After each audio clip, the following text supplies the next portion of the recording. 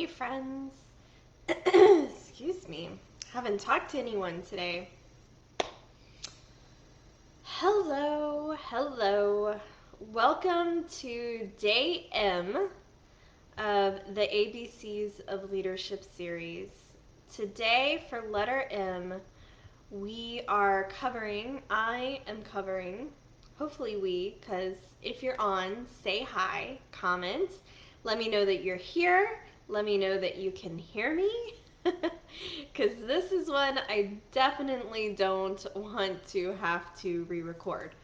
My intention today is to be super vulnerable with you all to help with something that I've been seeing a lot lately and I've experienced myself a lot and will continue to experience for the rest of my life.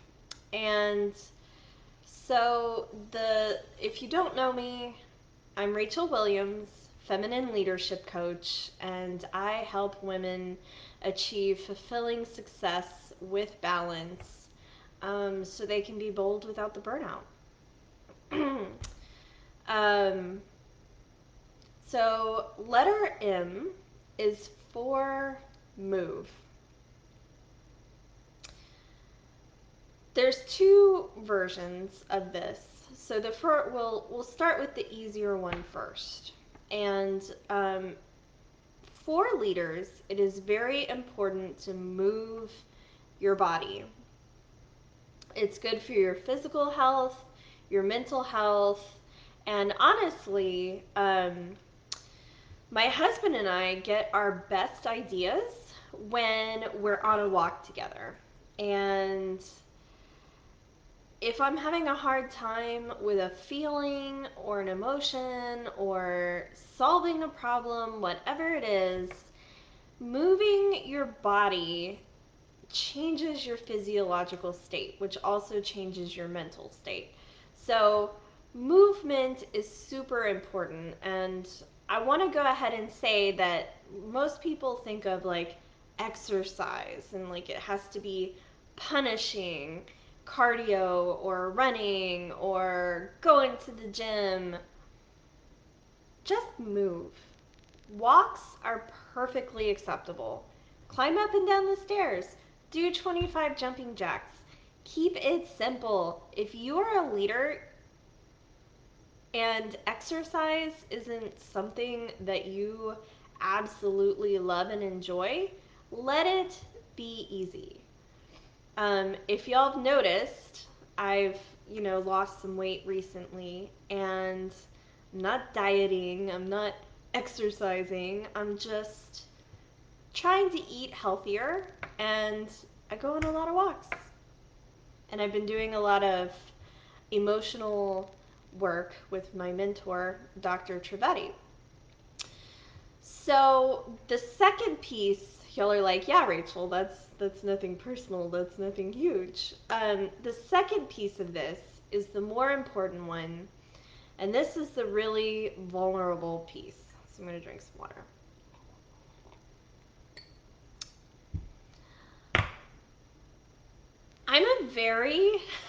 In the past, I have been a very indecisive person. I second guess everything. I would ruminate everything. I would feel like shit about everything and second guess everything that I used to say and wonder how it was going to land and blah, blah, blah, blah, blah, blah, blah, blah, blah. All of this is an indicator in lack of trust in yourself.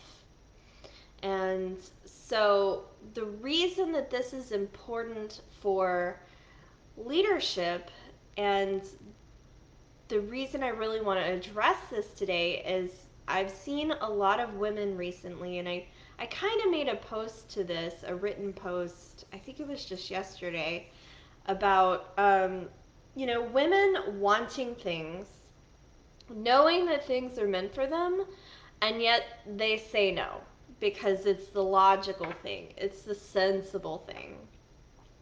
So I wanted to share a story about myself with y'all today in the hopes that it can help other women who are cutting themselves off from the things that are actually meant for them. So, the first time I had this still small voice whisper to me that I should be a coach was in 2014. I was in between jobs at the time, corporate jobs, and I had been having a lot of health issues that I was trying to figure out how to solve, which had put me into the alternative health and wellness space, which connected me with a bunch of health coaches. And at some point, I remember thinking, man, I wonder if I should just become a coach. Like, this seems like something that I would really, really love to do. And I immediately talked myself out of it. I was like, that's ridiculous. Why would I leave this, like at that point, probably 6 to 8 year career? I'm making all this money, blah, blah, blah, blah. That's silly talk. So then I took notes today just so I would stay on track. So I just ignored the voice. And then the next memory I have, I think, is after that. I was sitting at a hotel bar with my husband in a hotel at Christmas time in Rockwall, Texas. And we were there visiting family and for Christmas, and we were staying in a hotel nearby. And so we're sitting there at this hotel bar, and I check my email, and I have this email that's about signing up for a coaching program. And it was the first time that I actually told Miles, my husband, that I had been considering being a coach. And he was so supportive, shocked me, right? Because we always think our spouses and people in our life are gonna sounds like the inner bitch voice that you have inside, but usually that's not the case. Um, he was like, yeah, babe, if that's something you really want to do, you should go for it. But it was a lot of money at the time, even though I could have totally afforded it. I've done a ton of money mindset work since then. Could have totally afforded it, but I was like, oh, that's a lot of money for this weird coaching win thing. Yeah, and I let it pass. So then, probably a year later, it comes up again from a friend of mine who, my MIP, you know who you are. She said, hey, Rach, I know you were thinking about this coaching thing. I think you'd be a great coach. I know these two women who are starting a program, and maybe you should look into it. So I did. I looked into it, and I decided to sign up. And I started my, at that time, health coach certification through the Health Coach Institute. Now, as part of that process, they have a yearly annual event, and every November, I would go to this yearly annual meetup, and it's a great experience with a lot of coaching, a lot of growth, a lot of networking. And every year they lead you through this powerful experience, and then at the end they offer, if you want to continue into coaching mastery, here's our offer. Now, the first time I heard this offer, there was a very small voice inside of me that was like, ooh, yes. But then my logical brain was like, ugh, how dare they? How dare they try to sell me this thing? And ugh, that's so expensive. Who would ever pay for that? Blah, blah, blah, blah, blah. Fast forward a year later. It's November again. I'm at retreat again. Some friends of mine have actually signed up to be masters. They've been through, I don't know, almost a year of mastery at that point. And so I know how good this program is. It comes up again and again, even though the voice inside of me is very loud. It's like, yes, this is meant for you. Do this. my logical brain kicked in, and my fear, my gut, right? It was like, no, oh my God, that's so scary. I can't afford that. No way. So I let it pass. And after that, I really thought I was done. I was done. I was never going back to another HCI Live. I was never doing that again. And fast forward to the third year, it's November. This was 2019 in Dallas. And some friends of mine went, and they were like, hey, we're going to be in Texas. They're both out of state. And so I said, yeah, I'll come hang out with you. I'd love to see you. We stayed in a VRBO, and they had a booth at HCI Live, which is why I kept showing up to like hang out with them. So then I went into live, and I did the sessions because I was there for them, and I went ahead and did the sessions since I was there. Mastery came up again. I totally knew that it was meant for me. I mean, I'd known this for 2 years, and I'd seen all these other coaches have all the success, but there was a piece of me that's like, it's not meant for me. And my pride kicked in, and I was like, they must have something that I don't have, or they have it easy, or someone paid for it. I was resentful, people. I was resentful of these coaches who I loved and admired as human beings. I was resentful of them because they had all this success, and I kept saying like, oh, they must have something special. No. It was purely, the difference is because they said yes. They said yes to the thing that I knew that I was meant for 2 years before, and here I had wasted, I don't believe anything's ever wasted, but I had drugged my feet for 3 years.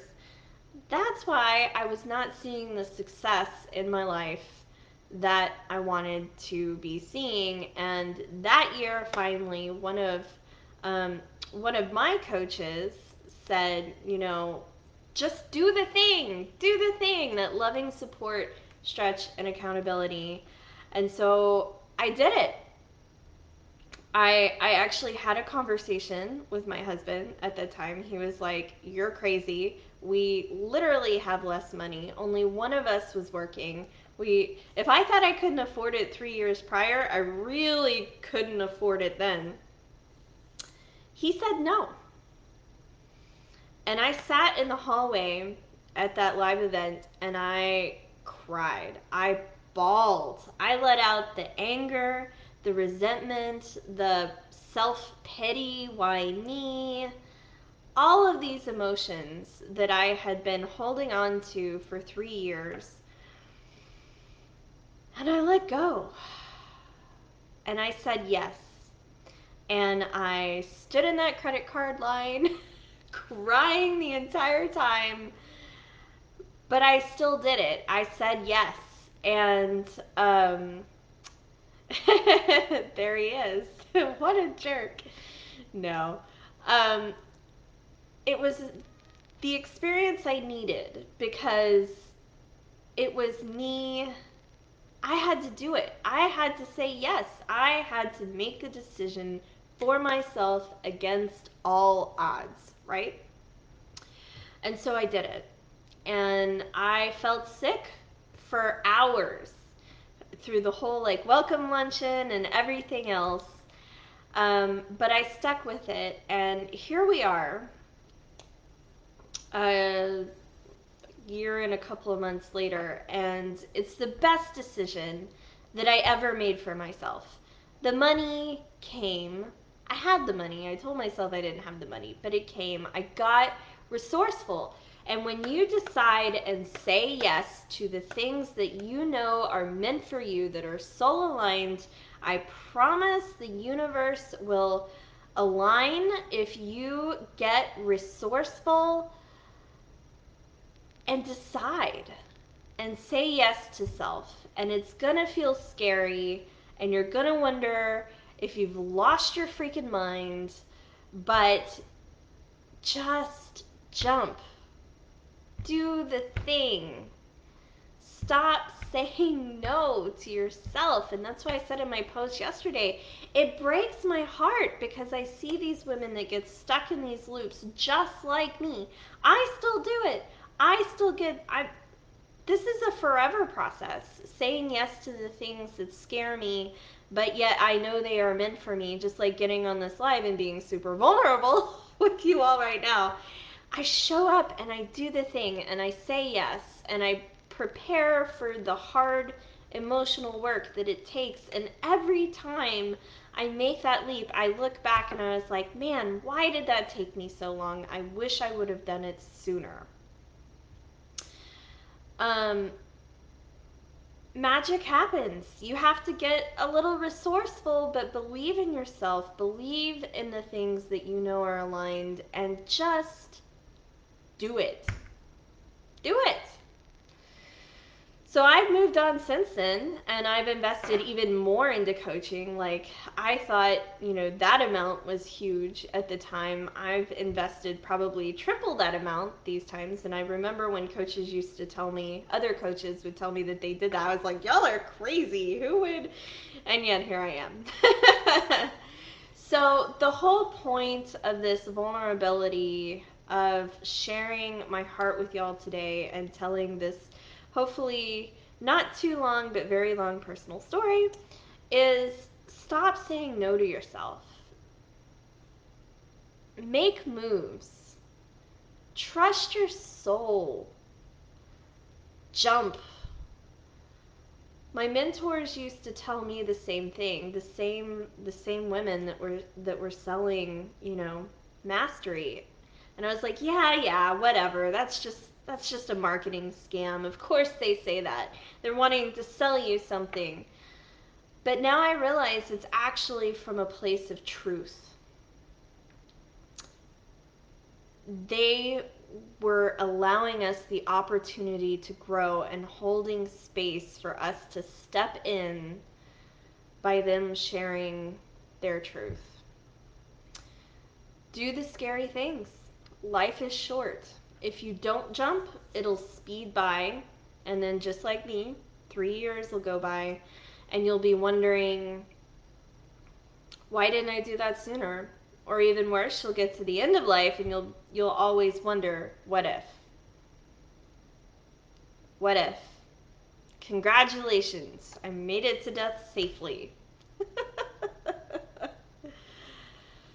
Trust yourself. Trust the divine.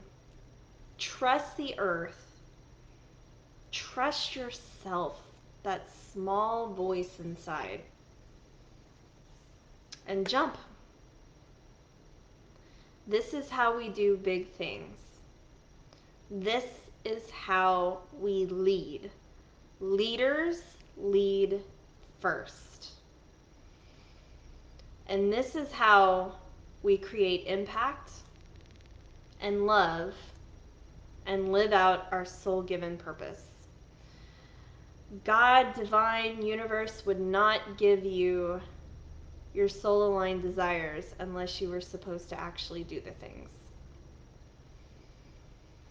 And if you've got this thing in life that you're ready to finally say yes to, and you need a little support, I would be honored to support you.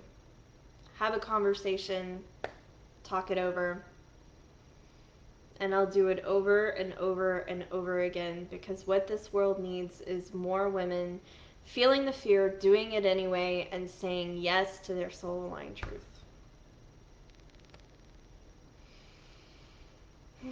If this helped, let me know. If you have questions, let me know. If this sounds absurd, let me know. I'm here for you guys. Happy rest of your week, and I'll see you tomorrow for the letter N. Bye, y'all.